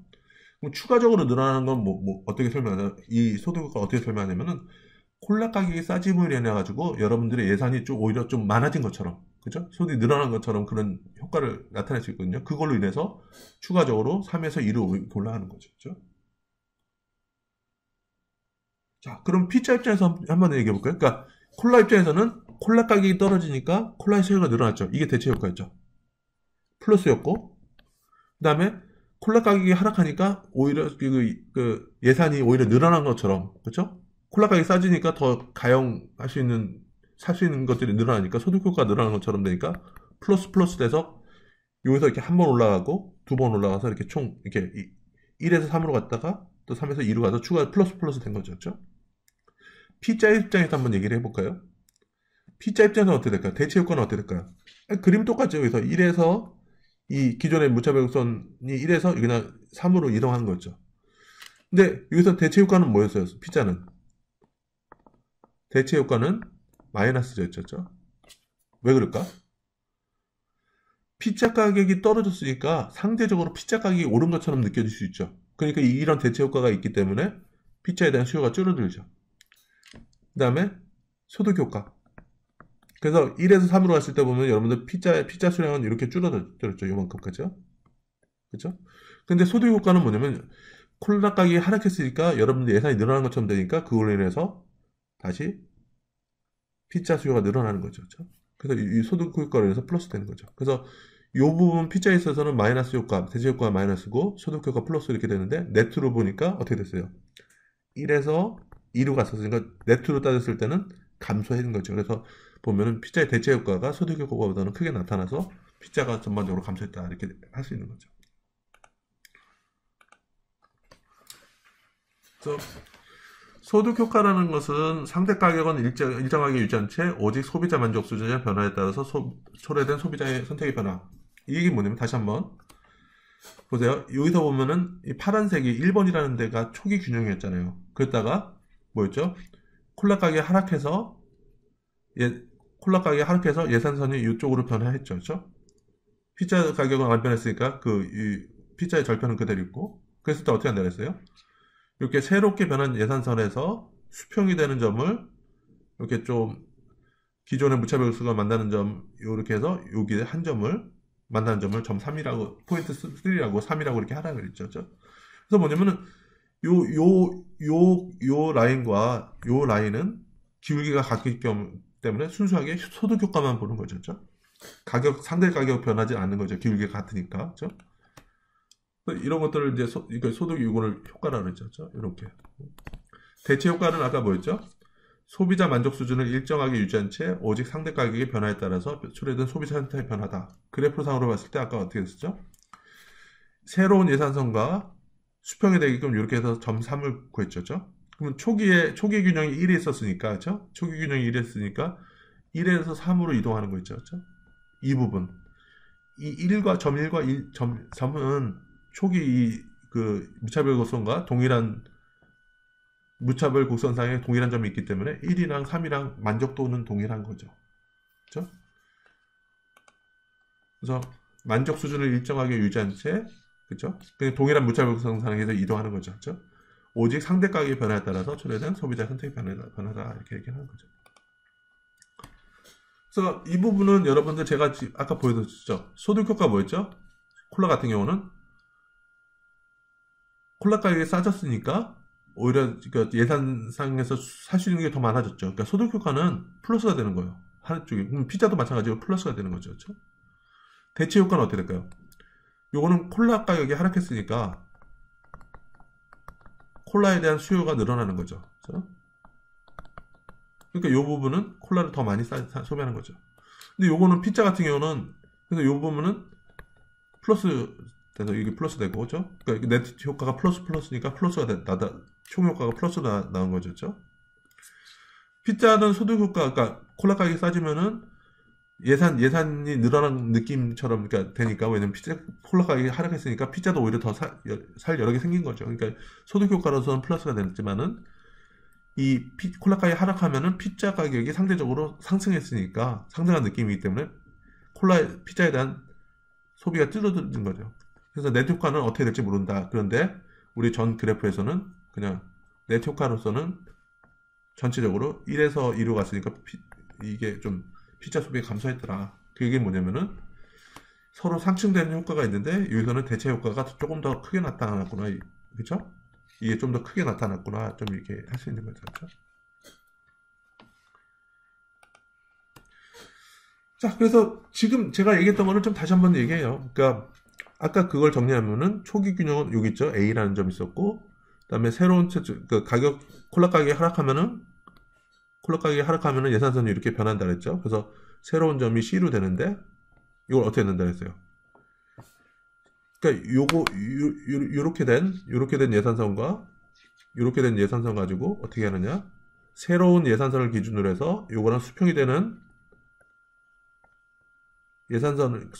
선을 이 무차별소가 만나는 점으로 이렇게 좀 이렇게 접하는 점을 만들어라. 그래서 그걸 B라고 해라. 그렇죠? 그러면은 기존의 초기 점 A에서 B로 움직이는 거. 같은 무차별 곡선상의 이등을 무차별 곡선상에 있는 그 점 이동하는 거를 대체 효과로 얘기했었고요. 그다음에 요 점과 요 라인은 서로 수평이기 때문에 이렇게 점프되는 부분, 이런 거는 소득 효과로 이렇게 해석하라 이렇게 얘기하는 거죠. 그래서 다시 한번 보면은, 자 이렇게 하면은 콜라 입장에서는 뭐냐면은 콜라 가격이 싸졌으니까 이 무차별성상으로 이렇게 선택이 좀 이동했죠. A에서 B로 한 거는 선호도는 동일한 거예요. 만족도는. 그래서 A에 B로 한 거는 대체 효과다. 그렇죠? 플러스. 그 다음에 B에서 C로 점프한 부분 있죠. 이런 소득 효과라고 얘기를 했던 거고, 마찬가지로 피자도 그렇게 해석하면 될 것 같습니다. 자, 수요 곡선의 도출 어떻게 되느냐? 뭐 이것도 얘기하는 거죠. 요거죠. 요거 한번 아까 봤을 때 보면은 A라는 점 있죠. 기존의 예산선 이 점이 있었고 요 부분이 있었고요. 그다음에 이 B 부분 이렇게 빨간 부분 예산선이 어떻게 된 거죠? 콜라 가격이 어떻게 돼서 이렇게 된 거죠? 그러니까 다시 피자의 수량은 절편이 변하지 않았기 때문에 피자 가격은 변하지 않은 거죠. 근데 요거 같은 경우는 콜라 같은 경우는 절편이 더 늘어났죠. 왜 그랬을까? 콜라 가격이 싸졌으니까. 그렇죠? 그러니까 콜라 가격이 싸졌을 때 보면은 콜라에 대한 수요가 250에서 50% 늘어나죠. 그러니까 싸졌을 때 올라가더라. 또는 비싸졌을 때 떨어지더라. 그래서 이렇게 해서 수요 곡선도 도출할 수 있다는 얘기죠. 오른쪽에.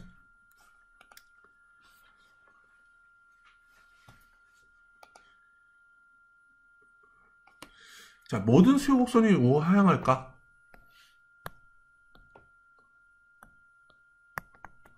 가격이 올라가면은 수요가 줄어들까? 임금은 노동 공급에 어떤 영향을 미치는가? 그러니까 수요 곡선을 봤을 때 보면은 그냥 상식적으로 보면은 가격이 비싸지면 덜 사고 가격이 싸지면은 더 많이 사시겠죠. 저렴해지니까. 일반적인 상식은 그런데 그렇지 않은 경우도 있다는 거겠죠. 그렇죠? 그것이 이제 그거 해당되는 사례 좀 얘기했지만 기펜제의 사례를 우리가 소득효과 대체 효과를 보면서 뒤에서 좀 얘기를 할 거고요. 임금은 노동 공급에 어떤 영향을 미치는가? 자, 여러분들 그냥 뭐라 하죠? 최저임금 그렇죠? 최저임금이 상승했어요. 그래서 만 원 됐다 그렇게 합시다.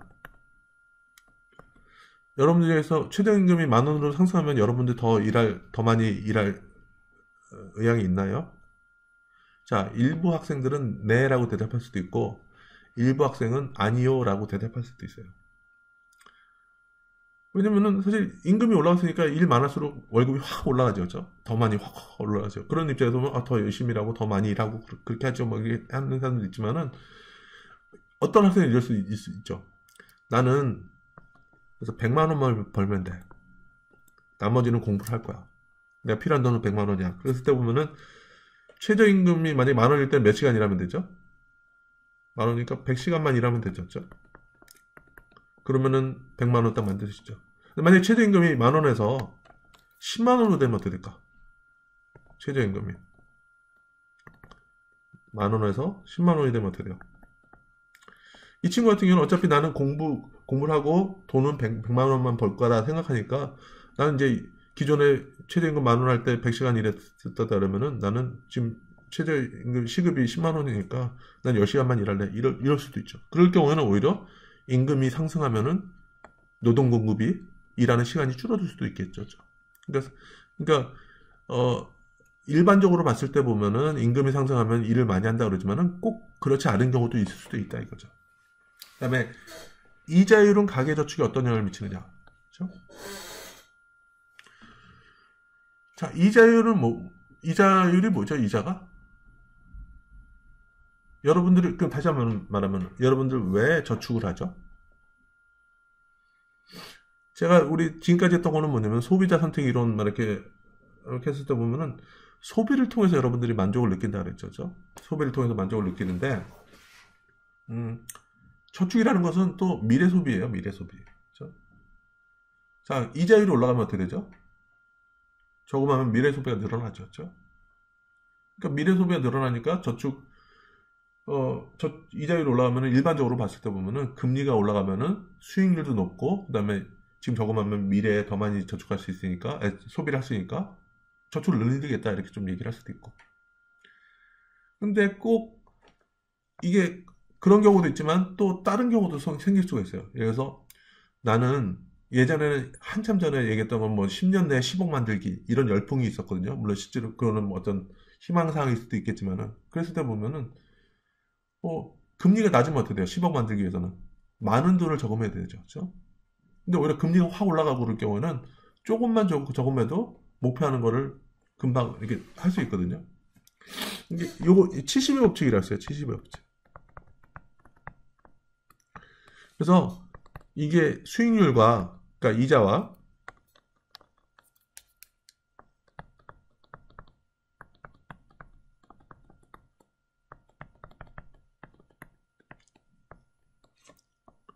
그러니까 70의 법칙이라서 이자 퍼센테이지 된 거하고 연수하고 곱해서 72가 되면은 여러분들 돈이 2배가 돼요. 자, 한번 볼게요. 그러면은 36%면은 금리가 잠깐만요. 12%다. 금리가. 그럼 몇 년 있으면은 여러분들 원금이 2배가 되죠? 6년, 그죠? 12 곱하기 이게 더블이 되니까. 자, 그럼 여러분들 한번 보세요. 여러분들 100만 원을 100원을 만들고 싶어요.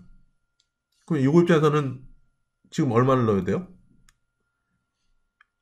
6년 전에 한 50만 원 넣어야 되겠죠, 그렇죠? 6년. 그리고 6년이 걸리는 거죠, 그렇죠? 그렇죠? 50만 원이죠. 근데 만약에 금리가 36%면 어떻게 되죠? 36%면은 그냥 2년 만에 36 곱하기 2니까 2년 만에 돈이 더블 되죠. 그러면 어떻게 돼요? 6년 있다 100만 원 만들기 위해서 지금 100만 원이 필요한 거죠. 그럼 어떻게 돼요? 4년 차에 50만 원 있으면은 5년 차, 6년 차 이렇게 되면은 이게 100만 원이 되니까 50만 원 있으면 되고, 그 다음에 2년 차죠. 2년 차에는 25만 원만 있으면 되고, 지금 현재로서는 얼마 되냐면은 12.5, 그렇죠? 12만 5천 원만 저금하면은 2년 있다가 25만 원 되고, 36%일 경우는, 그 다음에 또 2년 있다가 또 더블이 되고, 그렇죠? 50이 되고, 또 2년 있다가 50이 또 더블이 돼서 100이 되죠. 그럼 여러분들 한번 보세요. 여러분들이 이건 타겟 세이버라 얘기하거든요. 그래서 나는 6년 있다 100만 원 만들고 싶어. 또는 나는 은퇴하고 나서 한 뭐 5억, 5억, 1억 정도만 있으면 돼. 이렇게 생각한다면은 지금 이런 거 본 것처럼 금리가 올라가면 어떻게 돼요? 저축액이 어떻게 돼요? 오히려 감소를 하죠. 그렇죠? 그러니까 일반적으로는 금리가 올라가면 수익률이 높아지고 미래 소비가 더 늘어날 수도 있기 때문에 금리가 올라가면 저축을 많이 한다. 그게 일반적인 내용인데 요런 경우. 그래서 그러니까 타겟 세이버라고 얘기하는데 나는 몇 년에 얼마를 만들겠다 이렇게 목표를 가지고 있는 사람 같은 경우는 오히려 금리가 올라가면은 저축액이 줄어들 수도 있다는 얘기죠. 그러니까. 자, 그래서 다시 한번 정리하면은 1번 모든 수요 곡선이 우하향할까?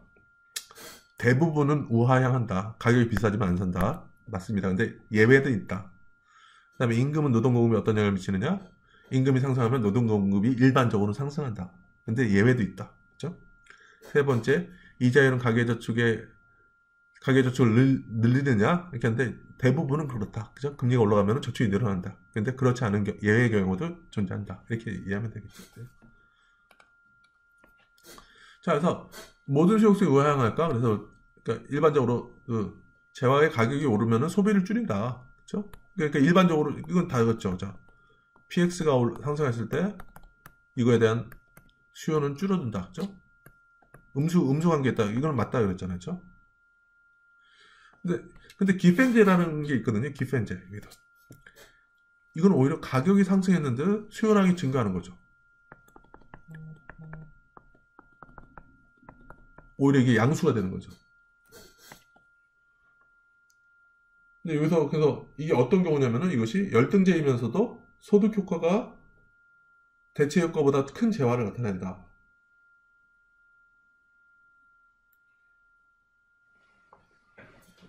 그러니까 이 기편제를 이렇게 그게 나타낸 거예요. 그러니까 자체로서는 대체 효과라는 건 뭐냐면은 가격이 오르면은 그거에 대한 수요는 줄어든다. 그게 대체 효과라는 얘기죠. 그런데 이 가격이 올라가면 오히려 가격이 변하면 소득도 우리가 콜라하고 좀 피자 사례던 것처럼 상대 가격이 변하면은 그러니까 가격이 변하면은 예산이 늘어난 것처럼 또는 줄어든 것처럼 그런 효과가 있다 그랬죠. 그렇죠? 그러니까 그것이 소득 효과도 발생한다는 얘기죠. 근데 기펜제 같은 경우는 소득 효과가 대체 효과보다 더 크게 나타나는 경우라는 얘기죠. 그래서 이럴 경우에는 기펜제 수요 곡선은 우상향하더라. 일반적인 수요 곡선이 아니라 이렇게 될 수 있다는 얘기죠. 이거를 아까 얘기했었던 그 무차별 곡선과 예산 제약선을 보면서 다시 한번 얘기를 하겠습니다. 자, 이렇게 된 거죠. 자, 여기가 최초예요. 초기 균형이에요. C라는 거지. 그러니까 파란색으로 된 거는 초기 균형이에요. 근데 보면은 여러분들 그 예산선이 좀 왼쪽으로 갔죠. 자, 어떤 일이 발생을 했죠? 소고기 수령으로 봤을 때 소고기만 다 쓴다 했을 때 소고기 사는 양은 변하지 않았죠. 그렇죠? 이게 뭐냐면 소고기 가격은 변하지 않았다는 얘기예요. 근데 여기 보세요. 감자가 어떻게 되세요? 감자는 기존에는 감자를 다 구입한다 그러면은 B를 살 수 있었는데 지금은 D밖에 못 사는 거죠. 그럼 이건 어떻게 되죠? 감자 가격이 되게 비싸진 거죠. 그렇죠? 자, 감자 가격이 되게 비싸진 거죠. 그래서 요거 같은 경우는 그래서 보면은 예산선을 이렇게 C에서 이렇게 예산선을 해서 새로운 그 무차별곡선을 그렸더니 2라는 점으로 바뀐 거죠. 그렇죠? 최소점이 C에서 2로 된 거죠. 자, 그랬을 때 어떻게 돼요? 감자 같은 경우는 C하고 2를 비교하면 감자의 수요가 늘어났죠.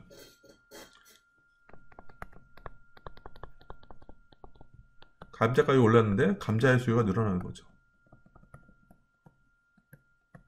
그렇죠? 지금 이게 좀 가격이 올랐는데 왜 그 수요가 늘었을까? 여기서 또 하나 볼 거는 소고기는 어떠세요? 소고기의 수요도 줄었죠. 그렇죠? 왜 그럴까? 요거 한번 볼까요? 요거 아까 소득 효과와 대체 효과를 구분하기 위해서 어떻게 된다 그랬죠? 새로운 예산선 기준으로, 그죠? 새로운 예산선 기준으로 기존의 무차별 곡선과 만나는 점을 한번 그려보세요.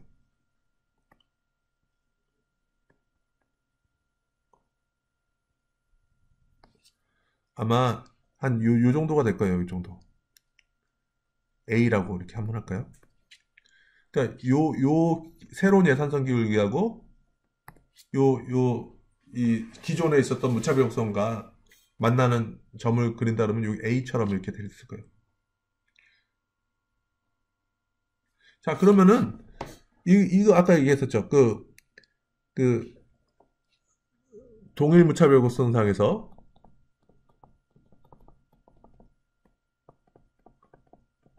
상응에서 이동하는 거를 뭐라 하냐면 대체 효과라 했어요. 자, 그럼 한번 봅시다. 그러면은 감자를 봤을 때 이 동일 무차별 곡선상 이동하는 거는 뭐냐면 기존의 초기점이 C였죠. 그렇죠? 근데 요 C에서 A로 한 거는 무차별 곡선이 동일한 거죠. 그렇죠? 그래서 요거는 C에서 A로 간 거는 대체 효과라는 거죠. 자, 이게 어떤 일이 발생했죠? 그럼 C에서 A로 간 거는 감자 수량이 어떻게 됐어요? 대체 효과를 해서 감자 가격이 올라가니까 수요가 감소한 거죠. 그죠? 감자 수요가. 그죠? 그러니까 이거 뭐냐면은 이랬을 때는 감자 수요가 감소했죠. 그러니까 이거는 뭐냐면 다시 보면은 이 C에서 A로 이동한 거는 뭐냐면 감자 가격이 올라서 감자 수요가 감소를 했죠. 그래서 C에서 A로 간 거죠. 그렇죠? 근데 보면 두 번째는 어떻게 돼요? 소득 효과가 있잖아요. 소득 효과는 어떻게 되냐면은 아까 뭐였죠? 소득 효과가 아, A에서 그렇죠? A에서 2로 간 거죠. 소득 효과는 A에서 2로 이동한 거죠. 그러니까 일단 뭐냐면 그러니까 최초 우리가 했던 거는 대체 효과를 내서 C에서 A로 갔다 왔죠. 그래서 C에서 A로 간 걸 얘기했죠. 그 다음에 소득 효과는 A에서 새로운 규정점 2로 간 걸 나타내는 거죠. 자, 이게 어떻게 된 거죠? A에서 2로 가니까 감자의 수요는 어떻게 됐어요? 증가했죠. 근데 뭐냐면 그러니까 A점하고 이렇게 했을 때, 그러니까 D점하고 이렇게 예산선 보면 예산이 감소한 거잖아요. 그렇죠? 그럼 뭐냐면은 소득이 감소했는데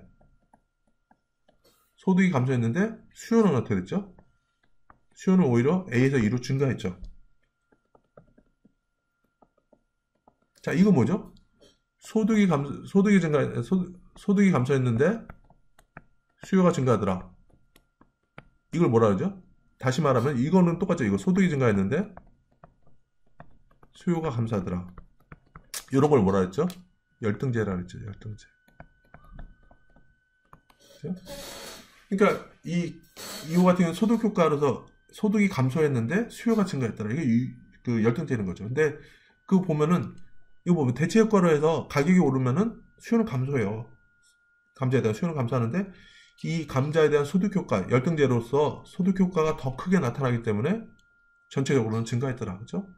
요거는 대체 효과로 해서 수요가 감소했는데 이 대체 효과는 수요를 감소시켰는데 이 소득 효과, 열등제이기 때문에 소득이 감소함에 따라서 이거에 대한 수요가 확 늘어나서 네트로 따져보니까 마이너스 플러스 하니까 오히려 감자 가격이 상승했는데 수요가 오히려 늘어났더라. 이런 거를 기펜제라고 얘기하는 거죠. 정리하면은 기펜제 같은 경우는 열등제이면서 그쵸? 열등제죠. 왜? 소득이 여기서 감소를 했는데 수요가 오히려 늘어났잖아요. 그거는 뭐냐면 열등제죠. 기펜제는 열등제면서 소득 효과가 그쵸? 소득 효과가 대체 효과보다 더 큰 재화를 나타낸다는 얘기죠. 그쵸? 자, 그러면 요거를 여러분들 그 이캠퍼스 한번 가보시면요. 이거 다시 한번 읽어보세요. 그래서 이 부분은 제가 좀 기다리고 있었거든요.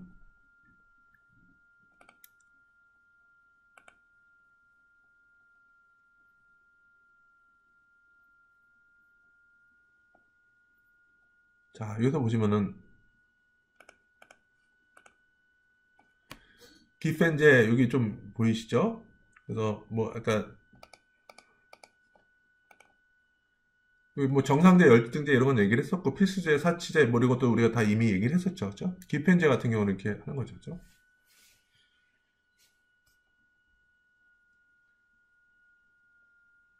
그렇죠? 그래서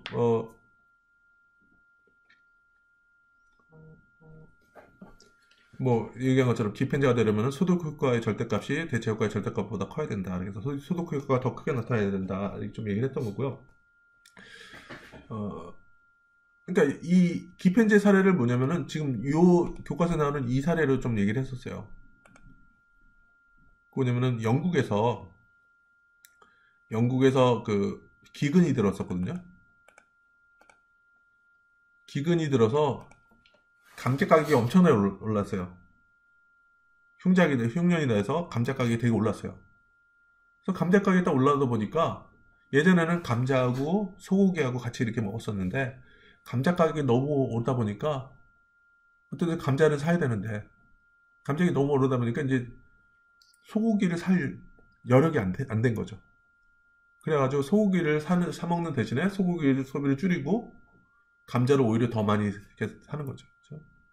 그래서 감자 가격이 올랐을 때 감자 소비가 오히려 올랐던 그런 사례가 있었거든요. 그래서 그런 사례로서 왜 그랬냐 이렇게 해서 기펜제라는 용어를 이렇게 좀 알게 된 거죠. 그렇죠? 자, 요 이제 뒷부분은 오히려 좀 수월한 부분인데 임금 상승은 어떻게 되냐? 뭐 대체 효과가 소득 효과보다 크면 노동금은 증가한다. 자, 대체 효과는 항상 무슨 방향이죠? 공급 측면이니까 수요 함수는 뭐죠? 수요는 어떻게 돼요? 수요는 가격과 수요는 반대죠. 그렇죠? 수요는 그러니까 수요 측면에서는 왜냐면 가격이 비싸지면은 덜 산다. 그렇죠? 공급 측면에서는 어떻게 돼요? 공급곡선은 플러스 관계잖아요. 그렇죠? 그러니까 일반적으로는 가격이 상승하면은 공급은 늘어나겠죠. 그렇죠? 이렇게 되는 거죠. 그래서 대체 효과가 소득 효과보다 크면 노동 공급이 증가한다. 소득 효과가 대체 효과보다 크면 노동 공급이 감소한다. 이 얘기는 뭐였죠? 우리가 예산산이 변하고 예산산이 변했을 때는 그 새로운 예산선 기준으로 해가지고 이렇게 새로운 예산선과 수평이 되는 점을 기존의 무차별 곡선이랑 접해가지고 기존의 무차별 곡선상 점상의 이동을 뭐라 그러냐면 대체 효과로 얘기를 했었고, 그다음에 그 예산선 자체가 수평인 예산선 자체가 점프하는 거 이런 거를 소득 효과를 얘기를 했었던 거죠. 그렇죠? 이제 근로와 여건 한번 보죠. 이거. 자, 여기 한번 보시죠. 자, 이걸 한번 볼게요. 좀 크게 하기 위해서. 자, 기존의 초기점이 여기죠. 초기. 이게 1번이요. 자, 1번이 했을 때 보면은, 자, 이거 여가와 소비 관계를 한 거죠. 여가도 좋고 소비하는 것도 좋죠. 임금이 상승하면 어떻게 되죠? 그래서 봤을 때 소비를 더 많이 할 수 있게 되죠. 그렇죠? 소비를 더 많이 할 수 있어요. 임금이 상승하면은, 그러니까 임금으로 뭘 하냐면 소비를 하는 거죠. 그죠? 구매력이 늘어나는 거니까 소비를 늘릴 수 있죠. 그럼 기존의 균형에서 예산선이 이렇게 좀 올라가는 것처럼 이렇게 할 수 있죠. 그렇죠? 자, 그럼 이거를 우리가 어떻게 했었죠? 새로운 예산선 기준으로 요가 수평이 되는 거를 기존의 무차별 곡선이랑 만나는 점을 우리가 그려라. 그렇죠? 그렇죠? 그래서 요 선이랑 기울기가 같아지는 거죠. 그러면 요게 뭐 하나 여기다 점을 하나 여기다 뭐 2라고 놓을까요? 3이라고 놓죠. 이렇게 새로운 기준. 그러면 어떻게 되냐면은 임금이 상승하면 어떻게 되죠?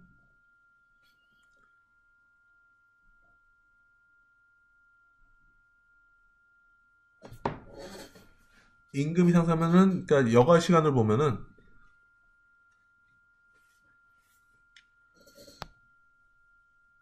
자, 이걸 할게요. 자, 일단은 여기서 대체 효과는 뭐죠? 대체 효과는 뭐냐면은 임금이 상승하니까 어떻게 되죠? 이렇게 된 거죠. 소비가 늘어나는 거죠. 그렇죠? 그러니까 소비가 늘어난다는 얘기는 임금이 상승하면 더 일한다는 얘기죠. 그렇죠? 대체 효과는 뭐 그러니까 우리가 공급 곡선에서 보면은 P와 Q는 같이 움직이잖아요. 그렇죠? 그러니까 서플라이도 공급도 더 많이 하는 거죠. 그렇죠? 그러니까 임금 늘어나니까 소비가 늘어나죠. 그렇죠? 또는 뭐냐면 소비 늘어난다는 얘기는 노동을 더 한다는 얘기죠. 그렇죠? 그다음에 소득 효과는 뭘까요? 소득 효과는 뭐냐면 새로운 예산선, 그죠? 그러니까 요 2에서 수평인 예산선 3으로 가는 거. 그러니까 대체 효과는 어떻게 되냐면은 1에서 2로 가는 거. 소득 효과는 2에서 3으로 가는 거죠. 그래서 소득 효과는 뭐냐면은 임금이 상승하면은 노동을 줄이죠. 소득이 늘어나면은 그냥 일을 덜 한다. 이렇게 하는 거죠. 죄송합니다. 여기도 보면은 요 부분이니까 소득 효과로 인해서 소득이 증가하면은 또 이것도 증가시키는 거죠. 이렇게 하는 거죠. 그렇죠? 뭐 그런 식으로 해서 여러분들 보면은 좀 이렇게 계속 될 수도 있고요. 그래서 그러니까 임금이 상승하면은 여가 시간이 감소하고 노동 시간을 증가시키다 이런 일반적으로 이렇게 될 수도 있고요. 두 번째 같은 미안합니다. 이 부분은 어떻게 됐죠?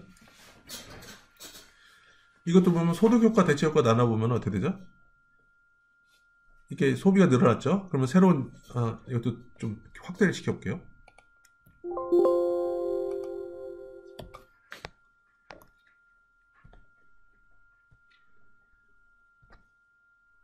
요 A 같은 경우는 어떻게 되냐면은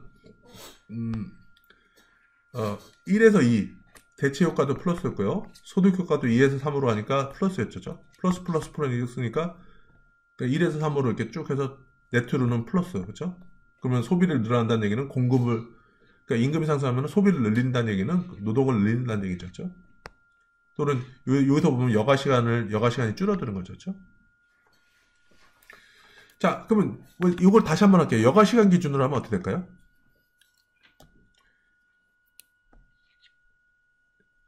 임금이 상승하면은, 그러니까 아까 어떻게 되면 1에서 2로 갔죠.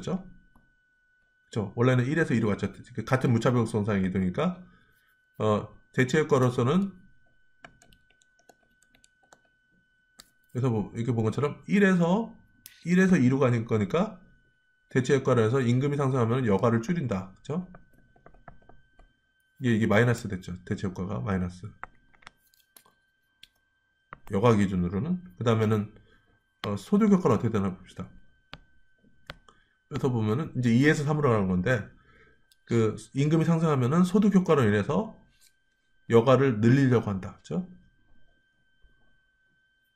그래서 소득 효과 이렇게 해서 여가가 증가하는 거죠. 그래서 이거는 대체 효과로 해서 그러니까 임금이 상승하니까 여가를 줄여서 일을 더한다. 이 대체 효과 이렇게 돼서 여가가 줄어드니까 마이너스 이게였었고요. 그렇죠? 그다음에 소득 효과는 뭐냐면은 소득이 늘어나는 거니까 이로 인해서 여가를 늘린다. 그렇죠? 여가를 늘린다. 그래서 여가를 마이너스 여기서는 플러스 이렇게 되는데 네트로 따져보니까 어느 게 더 컸냐 보면 실제로 1에서 최종적으로는 1에서 3으로 갔으니까 전반적으로는 여가가 줄어들더라. 그렇죠? 그러니까 여가가 줄어든다는 얘기는 뭐냐면 공급을 늘리더라. 이렇게 되는 거죠. 그렇죠? 그래서 이 노동공 곡선이 이렇게 된 거고요. 다음 페이지는 어떻게 될까요? 요거는 뭐냐면은 똑같이 한번 우리 여러분들 다시 한번 할게요. 소비가 늘어났다는 얘기는 예산선이 올라갔다는 얘기는 소비가 늘어났다는 얘기는 임금이 늘어나니까 소비가 늘어나는 거죠. 그러니까 그래서 새로운 예산선 기준으로 요거와 수평인 점, 그죠? 수평인 거를 이 기존의 무차별선이라 하면 어디가 될까요? 한 요 정도 되겠네요. 그죠? 요거랑 수평이 되는 점을 이렇게 해서 여기다가 뭐 해서 2라고 놓을까요? 이거? 그다음 기존의 거를 1이라고 놓고 새로운 점은 3이라고 놓는. 자, 임금이 상승하면 그래서 여기서 대체 효과는 뭐죠? 대체 효과는 기존의 균형에서 무차별상의 이동. 그래서 1에서 2로 되는 거죠. 그렇죠? 당연히 줄죠. 1에서 2로 가면 여가가. 그래서 여가가 감소하죠. 그렇죠? 소득 효과는 어떻게 되죠? 소득 효과는 새로운 예산선이랑 수평점 찍은 2죠. 2에서 3으로 되는 부분. 여기는 뭐예요? 여가가 늘어났죠. 자, 그러면 이랬을 때는 어느 게 더 컸죠? 네트로 따져보면은 1에서 3으로 갔죠. 그래서 대체 효과로는 뭐냐면 다시 얘기하면은 임금이 상승하면은 여가를 줄인다. 근데 여가 입장에서는 마이너스잖아요. 이게 마이너스였고. 근데 소득 효과에서 2로 3 됐을 때 이렇게 보면은 여가가 늘어나잖아요. 그럼 네트로는 어떻게 됐어요? 그림으로 보면은 1에서 3으로 했으니까 네트로는 플러스가 됐잖아요. 그럼 이 얘기는 뭐죠? 소득 효과가 대체 효과보다 더 크게 나타나는 거죠, 이게. 그렇죠? 그래서 다시 말하면 임금이 상승하면 소득이 늘어나는 것처럼 그런 효과가 더 커서 대체 효과보다 더 클 경우에는 오히려 일을 덜 할 수도 있다. 이렇게 되는 거죠. 그렇죠? 위에 같은 경우는 뭐였죠? 요거는 뭐냐면은 요거는 전체적으로 줄었죠. 그러니까 대체 효과가 마이너스 나오는데 이 부분이 대체 효과가 소득 효과보다 더 크게 나타나서 네트로는 줄어들었다. 그러니까 요 그림으로 했던 게 이렇게 되는 거죠. 그러니까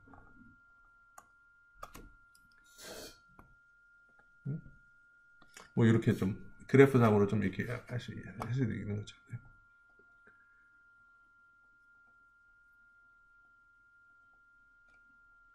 가계주처가 어떻게 되느냐? 예산사원 이렇게 돼 있고요. 이자율이 상승하면은 이것도 마찬가지죠. 뭐 아까 앞에 거랑 비슷한데 이자율이 상승하면은 이자율 현재는 소비에는 전혀 영향을 미치지 못하죠. 그렇죠? 현재랑은 상관없고 미래에 소비할 수 있는 걸 늘리죠. 금리가 올라가면은. 그렇죠? 그러면 이거 어떻게 했죠? 기존의 거를 1위라고 놓고 새로운 거를 2라고 했을 때 우리가 이런 분석을 어떻게 한다 그랬죠? 요 새로운 예산선 기준으로 요가 수평인 점을 그려라. 그렇죠? 기존 무차별선이랑 만나는 점을 그려라. 그렇죠? 그래서 이거 3이라고 놓으면은 대체 효과는 뭐냐면은 같은 무차별선 상에 이동하는 거죠. 그러니까 금리가 상승하면은 대체 효과는 왼쪽 같은 경우는 대체 효과는 어떻게 되냐면은 1에서 잠깐만 이거를 3이라 그랬죠. 그렇죠? 좀 요 포인트를 좀 다시 할게요. 그러니까 이렇게 수평인 점을 2라고 놓고 예산선 이동한 거를 3이라고 놓을게요. 그래서 대체 효과는 1에서 2로 가더라. 그래서 금리가 올라가니까 소비를 줄이죠. 응? 금리가 올라가면은 지금 소비를 줄여서 저축을 하는 거죠. 그렇죠? 소득 효과는 뭐죠? 그러니까 상식적으로 했을 때도 금리 올라가면 소득이 늘어나는 것처럼 되니까 소득 효과는 그 새로운 예산선이랑 수평이 된 요 점 2에서 3으로 가는 거죠. 그러면은 이럴 때는 소비를 늘리죠. 그죠? 이건 위에서는 대체 효과에서 소비를 줄이고 소득 효과에서 소비를 늘리는 거죠. 근데 네트로는 어떻게 됐어요? 네트로는 1에서 3으로 간 거죠. 그렇죠? 그래서 네트로는 감소했더라. 그러면 어느 효과가 더 큰 거죠? 대체 효과가 소득 효과보다 더 커서 젊을 때 소비를 줄인다는 얘기고, 오른쪽 같은 경우는 이제 네트로 따졌을 때 1에서 2로 갔으니까 최종적으로 소비가 늘어나는 식으로 되는 거잖아요. 그랬을 때는 뭐냐면은 반대로 여기서는 왼쪽 거랑 다르게 대체 효과가 소득 효과가 죄송합니다. 요 부분은 요거는 이제 두 번째 같은 경우는 플러스 나타나는 경우니까 소득 효과가 오히려 더 크게 나타나는 거죠. 그렇죠? 소득 효과가 대체 효과보다 더 크게 나타나서 전반적으로 소비를 늘리는 식으로 이렇게 되는 거죠. 그렇죠? 그렇게 좀 이해하면 될 것 같습니다. 네, 이상으로 우리가 보조 자료로 얘기했던 제20장 소비자 선택 이론에 대해서 좀 얘기를 했습니다. 네. 오늘 수업은 여기서 마치겠습니다. 네, 감사합니다.